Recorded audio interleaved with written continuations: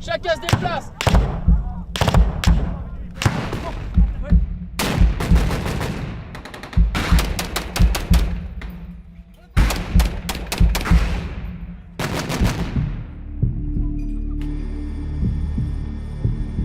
Mali, the 11th of January 2013. At the request of Malian authorities and the UN, France launched what would become the largest operation outside the coalition since the end of the war in Algeria. Named after the small African wildcat of the Sahel region, Operation Serval deployed more than 4,500 men and women. Their mission? To put a stop to terrorist-led attacks, restore Mali's territorial integrity, and protect some 5,000 French nationals. Operation Serval was a tremendous air-land campaign, a huge logistical challenge, and an incredible joint forces maneuver. Join us as we look back at the campaign with land forces and the Serval Brigade, based mainly on the 3rd Mechanized Brigade, the Montsaber Brigade. Its motto? A single goal: victory.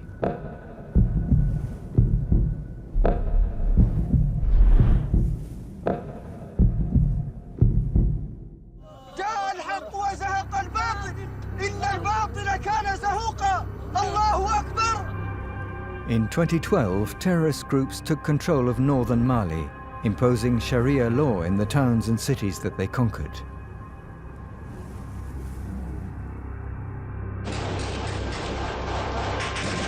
On the 5th of January 2013, these groups coordinated their efforts and launched a vast offensive.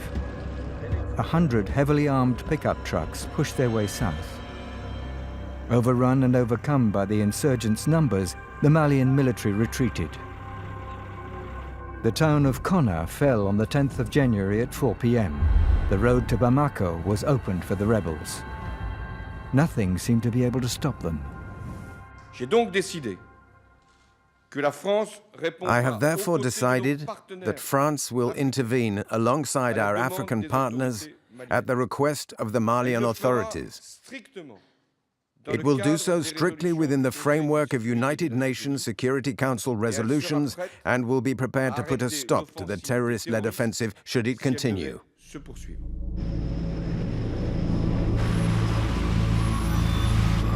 The declaration made by the French president opened the way for the special forces.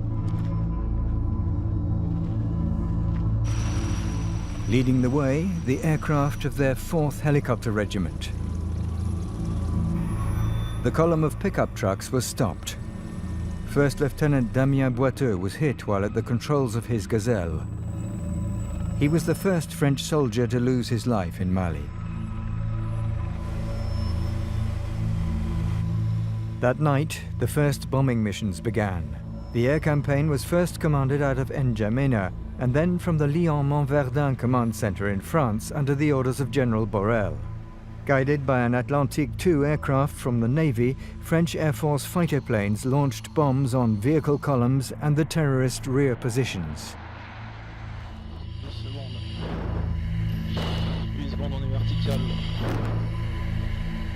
Despite the bombing campaign, the town of Diaboli was taken on the 14th of January. However, this victory would be their last. French forces in Chad and Côte d'Ivoire were placed on alert.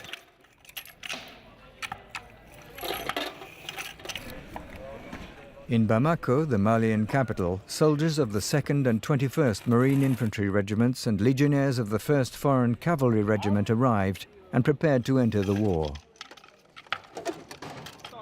Together they formed an entity called Joint Tactical Group GTIA No. 1. The pressure is building for potential deployment. I've therefore been asked to be ready with my company at very short notice. That's why you see all the sections and marine infantry soldiers getting ready. Their bags are packed, and when the order is given, we'll be ready to take the field. I'm in command of an infantry company, so these are soldiers specialized in combat, either in armored vehicles or close combat in the field. Operation Serval faced its first challenge. It had to set up one of the largest independent intervention forces ever created in order to carry out an offensive as quickly as possible. As a result, incredible air movements were choreographed over the Malian capital. Tactical and strategic transport aircraft from metropolitan France and French bases in Africa came and went, bringing in military personnel and equipment. Back in France, Alerte Guépard placed the military on alert. Alerte Guépard is the French Armed Forces alert system. It enables the military to quickly deploy a complete and independent intervention force when a crisis occurs anywhere in the world. In this case, it was primarily made up of the 3rd Mechanized Brigade of Clermont-Ferrand and supported by units of the 9th Marine Infantry Brigade, the 11th Airborne Brigade and the Intelligence Brigade. In Toulon, AMX-10RC tanks of the RICM and armoured vehicles for infantry combat of the 92nd Infantry Regiment boarded the protection and command vessel Dixmude. It took army forces 10 days to arrive in Dakar, their first stop before reaching Mali. These units formed a joint tactical group, GTIA No. 2, under the command of Colonel Baer. These battalions are groups made up of several units offering additional know-how around a core regiment. GTIA 1, commanded by Colonel Gez, was already on Malian soil.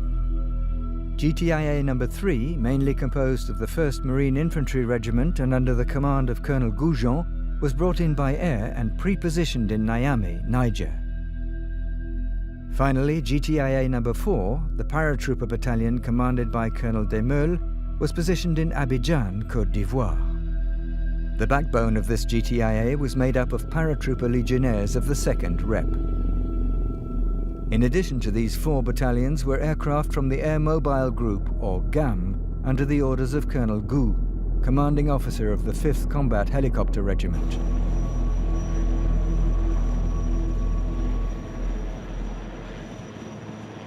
At the same time, at the Bamako airport, fighter aircraft crossed paths with transport aircraft around the clock. The logistical challenge of Operation Serval was being met.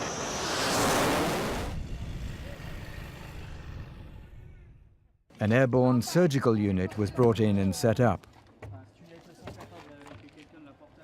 The ultra-modern field hospital was installed in one night. We've just found a building where we'll be able to install an operating room, a recovery room, a trauma resuscitation room, and a hospital ward. Right now, we're setting up the premises with the first priority being to create an autonomous operating room that is capable of receiving the first wounded.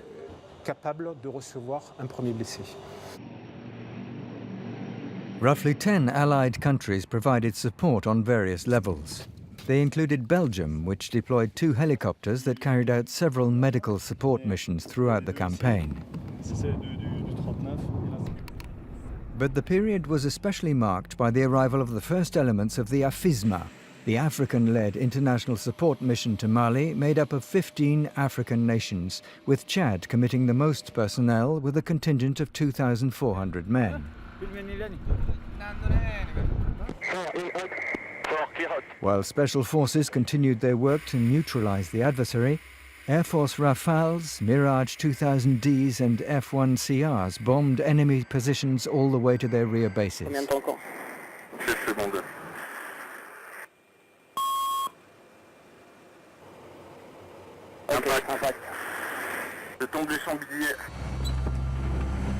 The situation stabilized and one of the first priorities was achieved, securing Makala, a strategic stronghold on the Niger River. On the 16th of January, the Serval Brigade joined the battle. A tactical subgroup of the 21st REMA arrived at this highly strategic point. Intelligence informed them of roughly 1,000 rebels, making it a high-risk operation. Marine infantry soldiers positioned themselves on each side of the Niger River, determined to stop any rebel incursions. However, the enemy refused to engage in battle. GTIA No. 1 therefore received the order to continue on their way and retake the town of Diaboli. On the 17th of January, the mission was fulfilled and Diaboli was liberated. On the 21st of January, the command center for the Serval Brigade arrived in Bamako with its chief, Major General Barrera. It quickly became clear to the staff of the 3rd Mechanized Brigade that an operation needed to be launched on the symbolic city of Timbuktu. It would become Operation Oryx. On va partir de Bamako, on va arriver à Ségou, 235 km. Marine infantry soldiers of GTIA No. 1, guided by GAM helicopters, prepared a 1,000-kilometer trek across the Malian desert. Vehicles and personnel suffered in a country twice the size of France, and the first problem they encountered involved logistics. Over a distance equal to that between Lille and Marseille, supplying food, mechanical parts, and fuel was critical to the success of the operation. The Logistics Battalion, and particularly the Military Fuel Service, accomplished the feat. They successfully carried out their complex mission and were present whenever and wherever they were needed throughout the operations. To avoid shortages, they transported precious fuel from Bamako to the front lines. While the column under the orders of Colonel Gers pushed on to Timbuktu, in Paris, the CPCO Planning and Operations Center decided to carry out a second joint operation to take back the city of Gao, 500 kilometers to the east.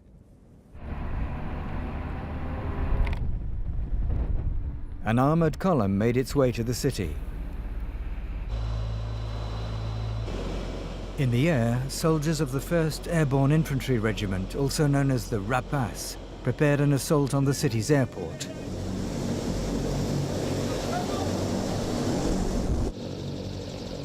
Despite brief fighting with terrorist rearguards, the airport was captured and the city quickly retaken. The enemy fled, leaving behind many weapons and equipment. However, the news from Timbuktu was not good. General Barrera therefore ordered GTIA-1 to accelerate. He feared that they would arrive too late and decided to carry out a simultaneous operation, combining an armored raid and dropping paratroopers.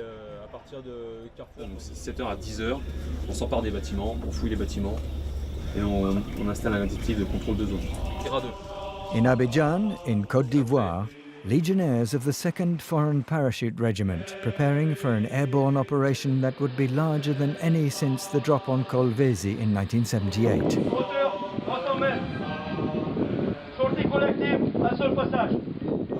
As they boarded the aircraft, Colonel Demeul's paratroopers prepared to be dropped on Malian soil.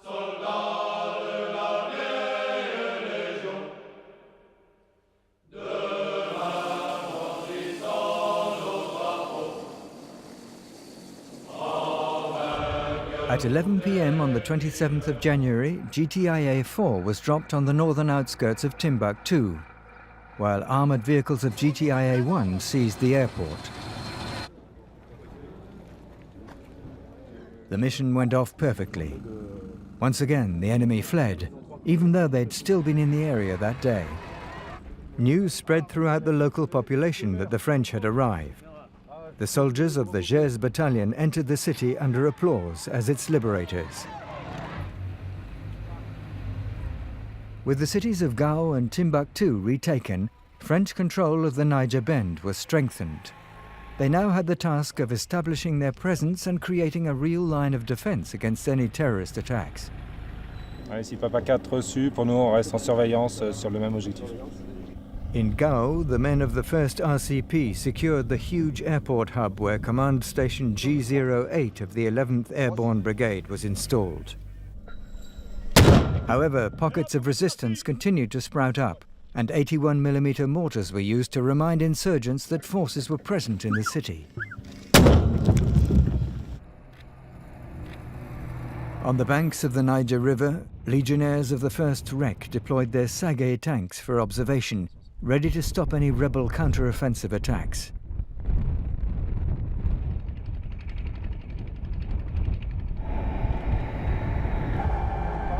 In Timbuktu, zone control began. in order to create a security bubble around the city so that supplies could be brought in and operations prepared without any risk of terrorist attacks.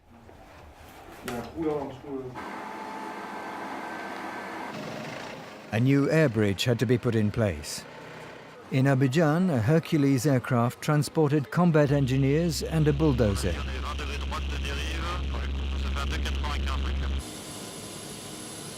They were airdropped on the Timbuktu airport.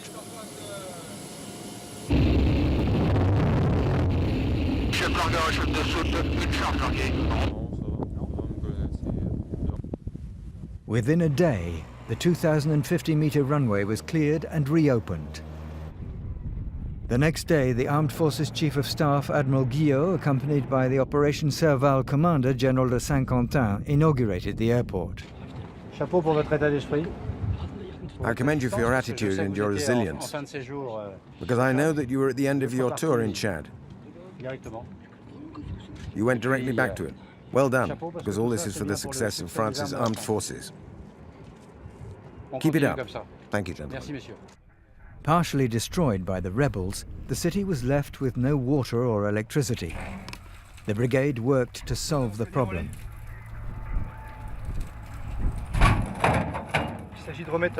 We're working on putting a water production system back in place for the force. That's why we need to find a pump and get it working again. On va chercher. Maintenant, faire l'analyse de l'eau là-dessus. De toute façon, c'est de l'eau.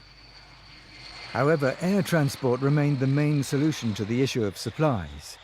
Whether using airdrops or flights, personnel of the 1st Parachute Supply Regiment and the Air Force worked tirelessly around the clock to prepare and transport food, munitions and equipment to the front lines in order to ensure the success of the mission.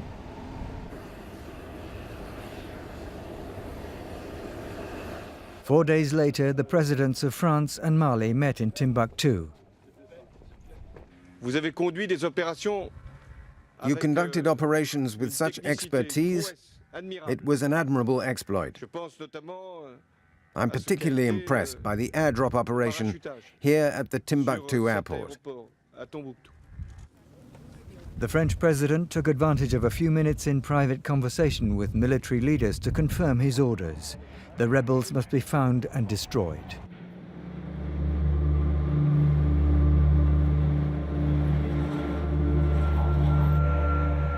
At the same time, in Senegal, French contingents from Toulon arrived in Dakar.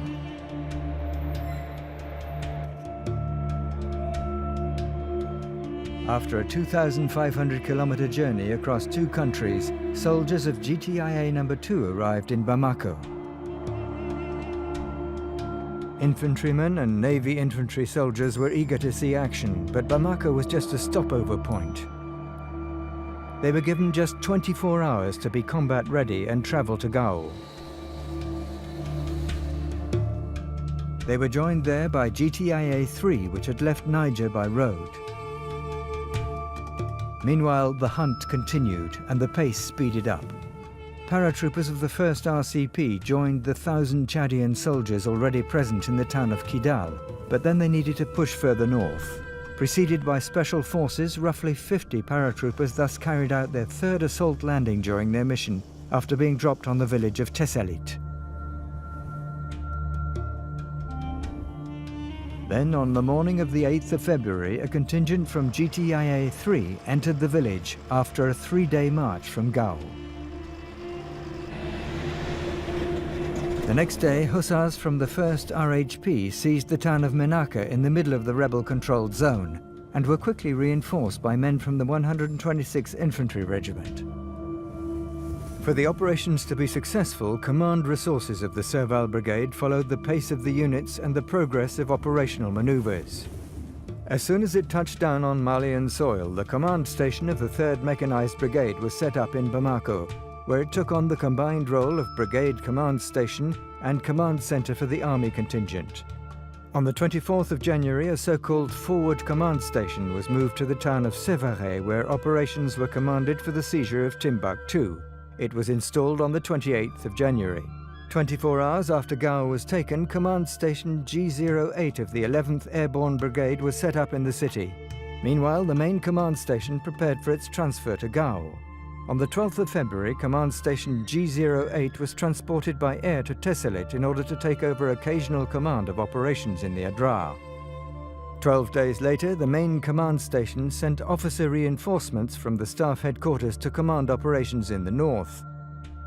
The difficult maneuvers involved in moving command resources took place under the orders of Colonel Minjula Ray, who methodically and boldly oversaw the meticulous work. However, the most important aspect of command mobility was to maintain and never break active lines of communication between the various entities, no matter what the circumstances, even when separated by up to 1,200 kilometers. The transmission operators of the 3rd Command and Transmission Company met this challenge. Throughout the entire campaign, the command and transmission companies of the 3rd and 11th Brigades worked tirelessly with the forward command staff to ensure that those commanding combat units were given the capability to do so with the assistance of the 28th Transmission Regiment Group and Airborne Command Station of the 53rd. The same day in Gao, a terrorist suicide bomber blew himself up, killing a Malian soldier. On the 10th of February, rebels infiltrated the city and holed themselves up in the police station. Heavy fighting took place in the entire neighborhood, particularly where Western journalists were staying. During the operation, for the first time in the conflict, 2 soldiers from the brigade were wounded and received immediate care. 2 decisions were therefore made to loosen the pressure of the rebels on the force. The launch of Operation Hérisson with the goal of extending the security perimeter around French bases, and the launch of Operation Python in the region of Bourem. This town is an important road junction not yet reached by French forces. On this occasion, the 92nd RI and its armoured vehicles for infantry combat were on the front line. The town was reached within 48 hours, and for the first time, French soldiers of the Auvergne Regiment savoured the warm welcome of the local population. The locals gave us a wonderful, warm welcome and were happy to see us and feel freed from the constraints they were under. We also engaged in extremely constructive and interesting dialogue with these populations and their various representatives.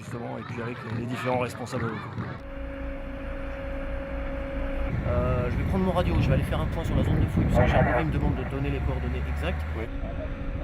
Around the town, French soldiers began a meticulous search of the surrounding wooded area. So we found 6 Russian 122mm shells that had been tampered with. In other words, the triggering system had been replaced by an electric detonator and a gas cylinder that had also been tampered with. It's easy to imagine that this weapon could have been used as an improvised explosive device or as a human bomb. Munitions were immediately destroyed by Marine combat engineers of the 6th Engineer Regiment. Ce massif est réputé pour être un sanctuaire ennemi. Il y a 2 jours, ça tiquait au sud de ces positions-là. GCP. In Tessalit, another major operation began. To drive out rebels hiding in their natural fortress, the Ifouras Massif. Reconnaissance was conducted near the mountain massif by armoured vehicles and paratroopers of GTIA No. 4 who'd arrived in Tessalit in the meantime. Une petite cantine, jerrycan, essence. Les caisses métalliques qui sont sous les tentes, ça allume aussi. D'accord, il y a quoi dans les caisses en métal? Mais c'est à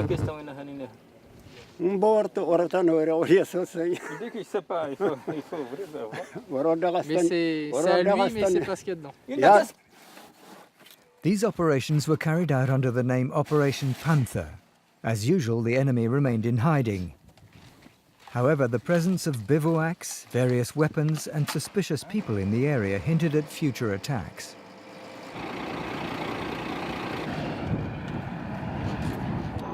In the early hours of the 19th of February, paratrooper commandos came under enemy fire in the Amitetai Valley.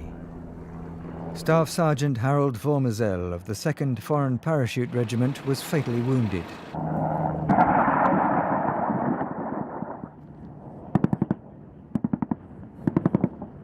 Tanks of the 1st Rima, supported by Tiger helicopters of the GAM, fired back with precision on rebel positions, reducing them to silence.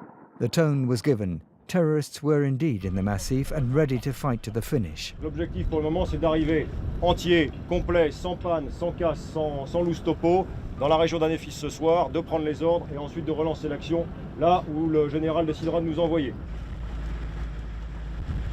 The brigade therefore reorganized without leaving the rebels time to catch their breath.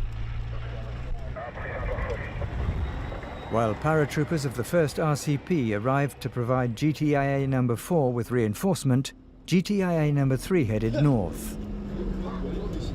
For the Serval command, the objective was clear. The massif, nicknamed the Donjon, or Keep, had to fall. On the 21st of February, the situation in Gao suddenly changed when some 20 kamikazes entered the city and engaged in fighting with the Malian forces of Colonel Major Dako.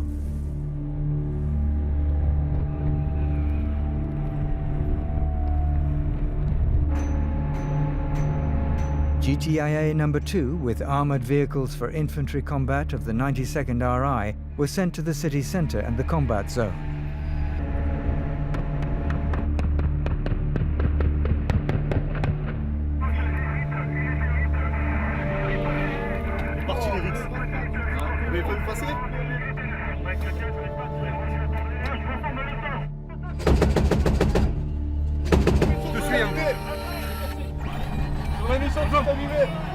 Il y en a qui sortent, deux qui sortent. Deux qui sortent avec moi qui m'appuient.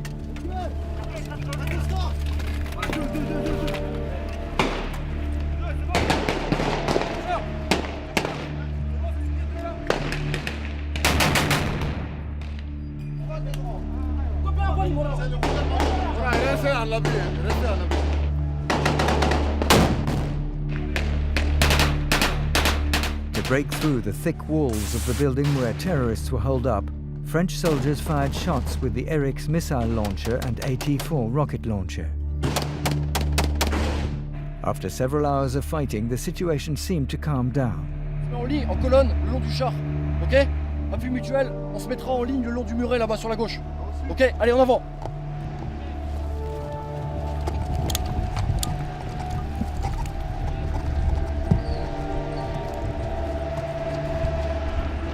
Bon, je traverse. Feu. Allez, go, go, go, go, go. 600.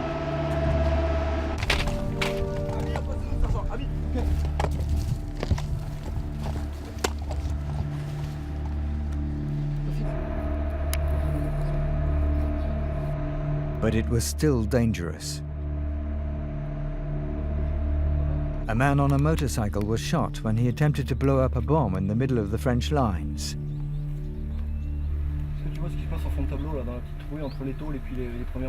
Combat engineers immediately neutralized the bomb he was wearing.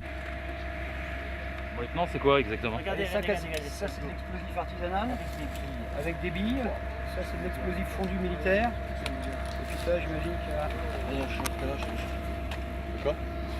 Ouais, il y a ça en fait. Despite some fighting in the afternoon, the battle was won.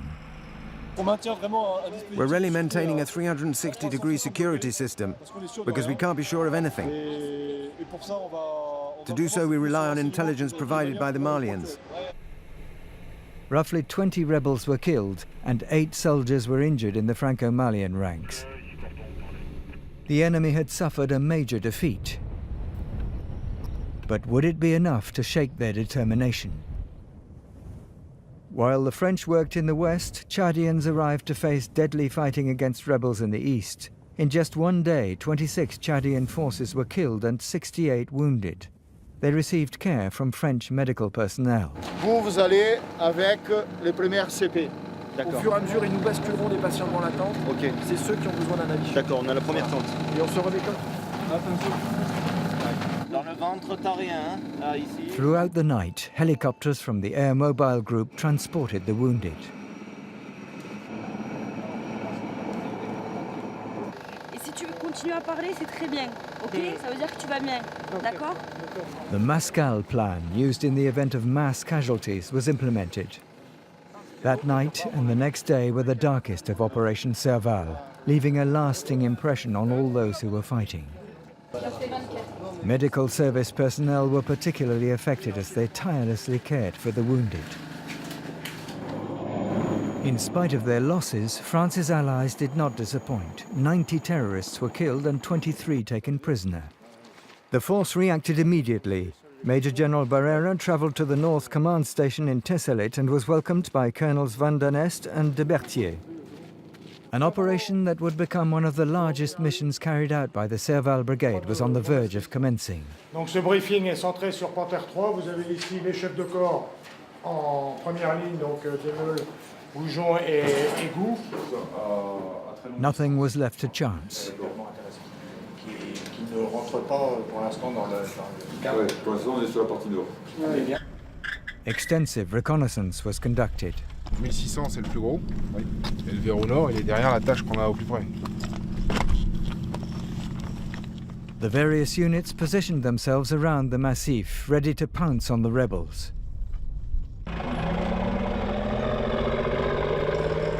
While two contingents pushed the rebels to the center of the valley with GTIA No. 3 to the west and armed Chadian forces under the command of Generals Bikimo and Déby to the east, GTIA No. 4 worked its way over the northern ridges on foot.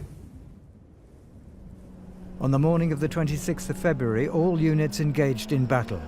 To the east, Chadian forces were immediately attacked. To the west, Marine infantry soldiers also entered the valley in the early morning. Limite devant. Courbe. Claudia. Fanny, tu t'en es marre derrière moi.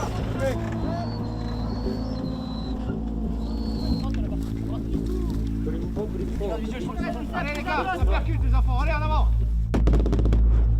Fighting began in the early afternoon.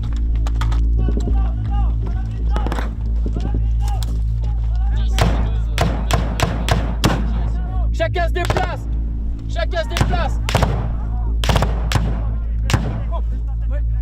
Gauche, tu redescends, tu te déplaces sur la gauche, d'accord? The enemy was well entrenched and bullets began whizzing past French soldiers. Allez, tu me la fais chanter. Attention, devant toi, il y a le caillou devant toi.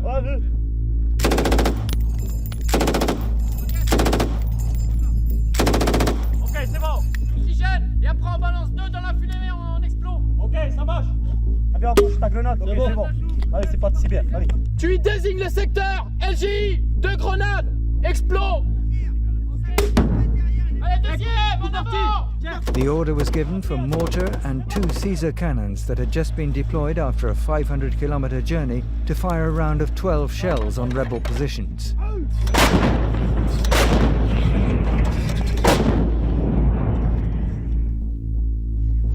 The Marine artillery of the 11th Rama hit their targets, but fighting continued.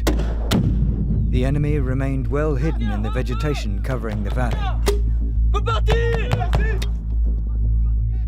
Fighter aircraft dropped 250-kilogram GBU bombs on terrorist positions.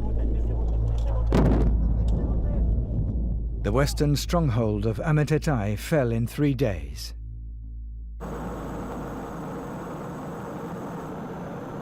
During the maneuver, the use of the latest generation in equipment facilitated artillery, helicopter and aviation fire support. Digital technology was used on the battlefield to transfer information more quickly between the front lines and command stations and increase efficiency in maneuvering, identifying and destroying enemy targets. In the north, paratroopers also joined the assault. In stifling heat of well over 40 degrees Celsius with up to 60 kilograms of equipment on their backs, soldiers walked all day in what they would end up calling the hell of Iforas.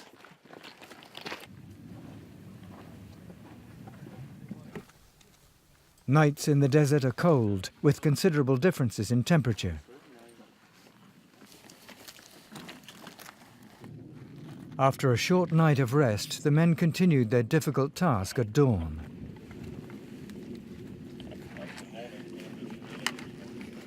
They moved ahead slowly as each rock was a potential hiding place for a combat position. And the enemy was there. Legionnaires found a series of combat positions hidden in the rocky peaks. Armored vehicles, artillery, helicopters and Air Force fighters destroyed them.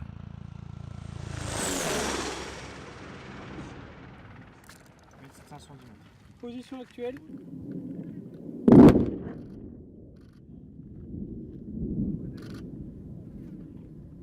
A few kilometers from there, paratroopers of the 1st RCP moved forward parallel to the Legionnaires. The 28th of February and the 1st of March played out the same way.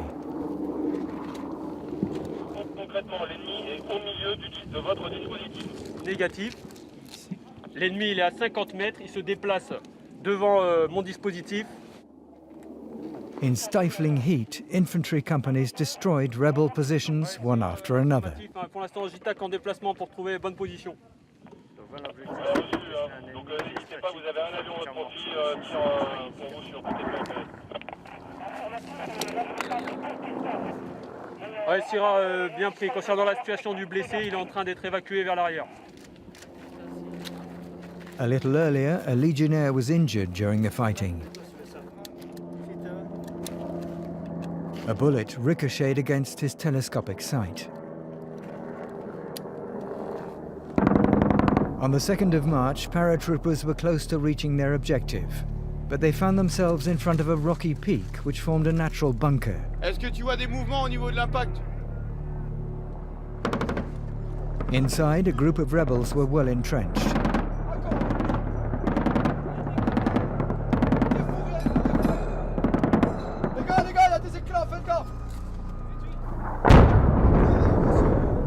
Il y a un tireur à gauche, c'est sûr. Granit a été pris à partie, Granit, Génie a été pris à partie.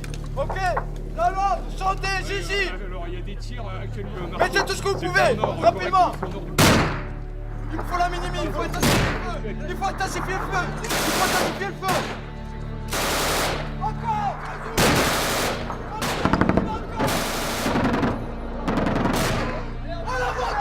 For 7 hours, the force fired from all sides in a fine display of joint forces combat.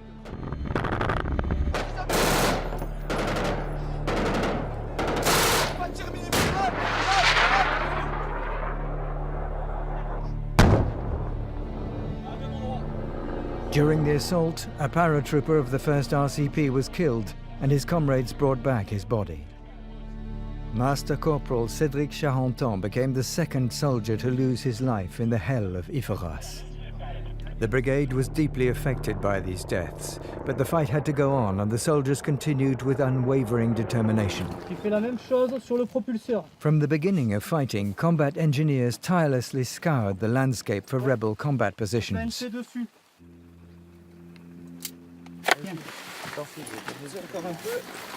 Donc là on vient de récupérer 6 roquettes de PG-7. Here we just recovered 6 RPG-7 rockets from the different combat positions that we seized. That's why we're going to destroy them, so that they can't fall back into the hands of the jihadists.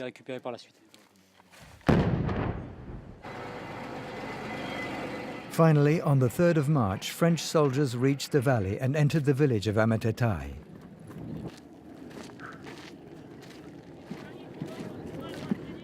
Délai estimé pour la fin de la fouille, 30 minutes pour aller. And they made some interesting discoveries. For the moment, we found various weapon caches in different buildings. We found vehicles, quite a few weapons, a lot of explosives and a lot of materials for preparing improvised explosive devices. At midday, they met up with Chadian soldiers. Bon, ben on y est arrivé, hein. Terrorists were still holed up in the Iforas Massif, but by the evening of the same day, Serval soldiers were able to say that the donjon had fallen. On the 7th of March, the French Minister of Defense, Jean-Yves Le Drian, arrived in the Amatetai Valley to meet Colonel Demeul's men.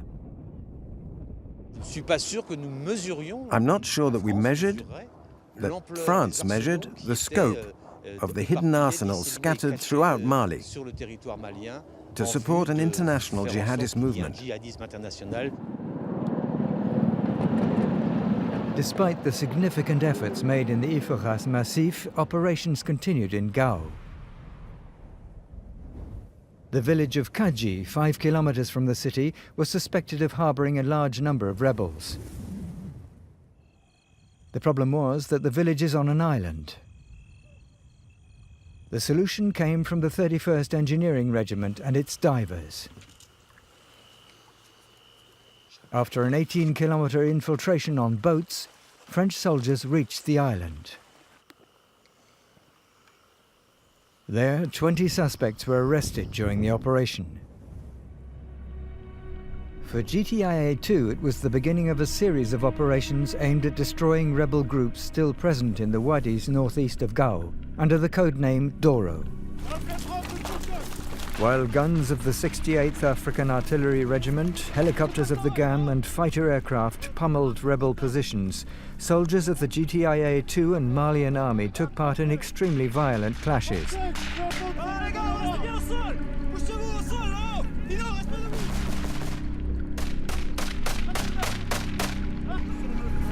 Some of these ended with grenades and close-range handgun fighting.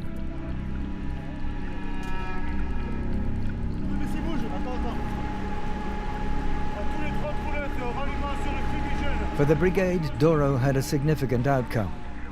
More than 150 terrorists were eliminated from combat.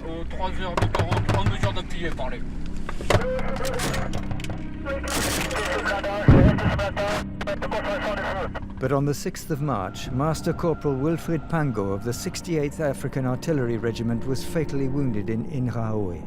He became the third of the brigade to lose his life. That night, in the presence of General Dembele, his comrades paid their last respects before his body was placed in a Transvaal aircraft alongside a Malian soldier who'd been killed the same day.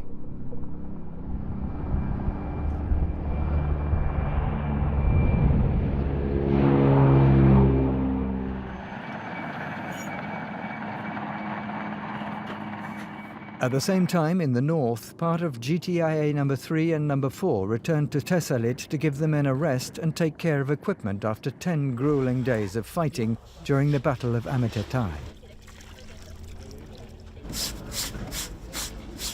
Weapons were cleaned and soldiers took the time to erase the external marks of the week spent in the field.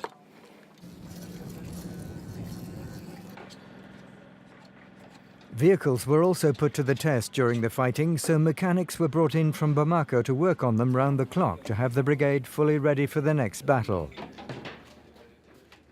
Everyone enjoyed a short time to relax, relieve some stress and try to clear their minds of the visions of death and wounded soldiers being evacuated. Particulièrement difficile d'accès avec des lignes de crête. Et quand vous arrivez sur les hauteurs, d'avoir des vues sur les hauteurs d'en face, vous pouvez avoir des tireurs. But the enemy was still hiding in the Ifugras Massif, and particularly in the Ters and Asamalmal valleys near the Amitetai Valley.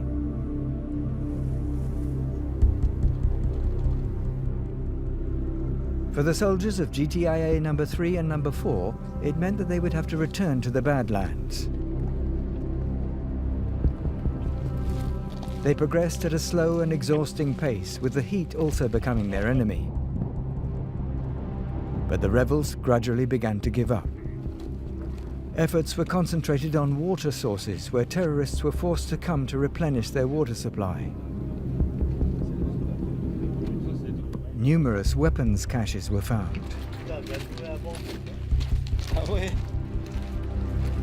They had to advance cautiously because of the risk of mines and improvised explosive devices, or IEDs. One of them exploded under the AMX-10RC of Corporal Van Doren of the 1st Rima.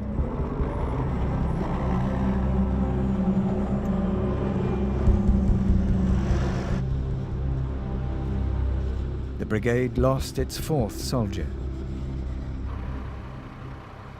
Operations nevertheless continued around the Ifugras Massif, particularly in the east. General Bikimo's Chadian forces and the Serval brigade continued to work in cooperation on a daily basis, and coordinated reconnaissance operations were led in the town of Abe Bara. While the situation in the Ifugras Massif seemed to be calming down, there was a surge in violence in the Niger Bend region. On the 22nd of March, the enemy attempted to take back its hold of Timbuktu. Deuxième partie, il y a les autorités. Ensuite, il y a une cuisine et la piscine. Les FAMAS sont 8, ils sont répartis sur cet axe-là, d'accord? L'ennemi est situé en coordonnées. Once again, the rebels' endeavour ended in failure thanks to the intervention of French Marines and Gaulois of GTIA No. 2. 4 days later, in Gao, rebels were once again present. The 92nd RI intervened again, but this time providing support to Malian soldiers on the front line. Passing the torch on to the Malian military was consistent with the withdrawal of the first French units to leave Mali. However, the areas northeast of Gao had to be secured as quickly as possible. On the morning of the 6th of April, Operation Gustave began. With a careful search of the entire desert. The first surprise came when French soldiers found a cache of 18 aviation bombs.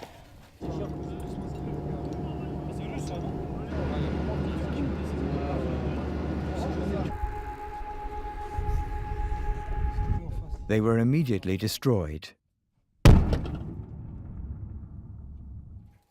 This surprising find would not be the last. Serval men also found a diesel fuel supply depot. And later, a carefully camouflaged generator set in the ground. The enemy had just lost an important portion of its logistics, but remained in hiding.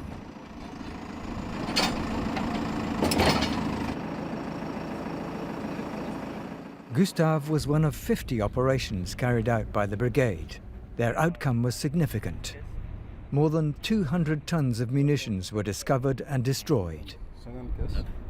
Roughly 50 vehicles were neutralized, and several hundred terrorists killed. Serval therefore increased its pressure on the rebels, and operations were launched in every direction. On the 2nd of April, armoured reconnaissance was conducted near the village of Arawan, 250 kilometers north of Timbuktu. The vehicles suffered and often got stuck in the sand dunes, but they reached the village.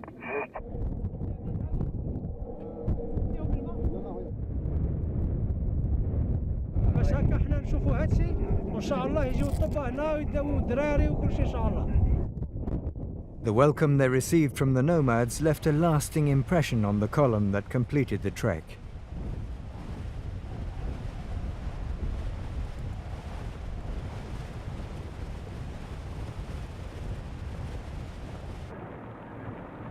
However, it would soon be time for the Serval Brigade to leave. GTIA 3 and 4 had already been replaced. Convoys began bringing equipment back to the north. Over 4 months, under the command of Colonel Elius, the 511th Supply Regiment travelled back and forth over long distances in the worst possible conditions. Meeting every challenge put before them, the regiment rose constantly to the occasion.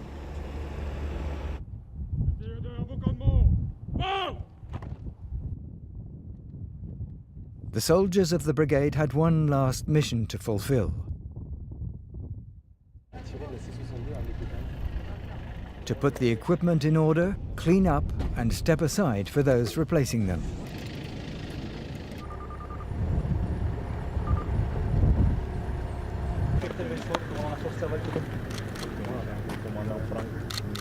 Preparations had to be made to transfer authority to the Malian military and rebuild the country. Operation Serval continued until July 2014, replaced by Operation Barkhane, with the geographic range going beyond Mali from Mauritania to Chad.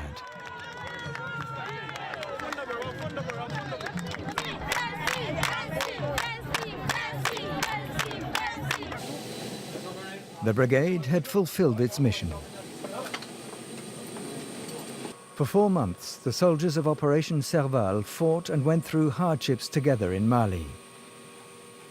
Fighting fanatics prepared to go to any lengths, This brigade, a concentrated version of the French army, fulfilled all its missions with professionalism and courage, and sometimes making the ultimate sacrifice.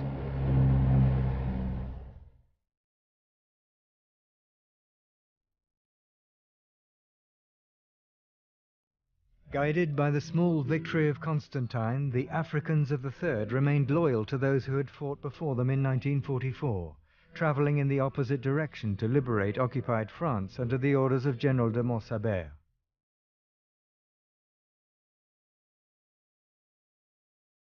"70 years later, the men and women of the brigade are able to march with their heads held high as they parade down the Champs-Élysées.